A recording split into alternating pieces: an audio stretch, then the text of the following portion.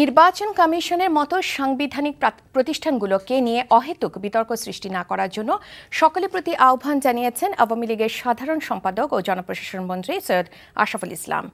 সোমবার প্রধানমন্ত্রী শেখ হাসিনার সংবর্ধনা সফল করতে সকালে ধানমন্ডি কার্যালয়ে অনুষ্ঠিত যৌথ সভা শেষে সাংবাদিকদের সৈয়দ আশরাফ বলেন, বিরোধিতার খাতিরে সবকিছু নিয়ে তর্ক করলে প্রতিষ্ঠান দাঁড় করানো কঠিন হবে। নারীর ক্ষমতায়নে অবদান রাখার জন্য প্রধানমন্ত্রী জাতিসংঘের 2টি পুরস্কার প্রাপ্তিতে দলের পক্ষ থেকে অভিনন্দন জানানো হয়।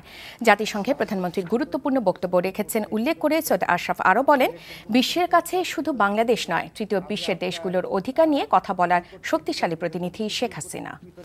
সবকিছু যদি পৃথিবীতে আমরা বিতর্ক করি তাহলে আমরা যাবো অহিতক কারণে এই কনস্টিটিউশনাল ইনস্টিটিউশনগুলিতে বিতর্ক করি, কিন্তু সভ্যতা থাকবে না তো এই দেশে, আইন থাকবে না এই দেশে, এখানে গণতন্ত্র থাকবে না। তো আমরা আস্তে আস্তে আমরা শিখতে চাই, তাতে এই ইনস্টিটিউশনগুলি বাঁচানোর জন্য আমরা চেষ্টা করি। তাই এই ইনস্টিটিউশনগুলিকে আমরা তর্কের ঊর্ধ্বে রাখি, তাহলে একটা সভ্যতা হবে।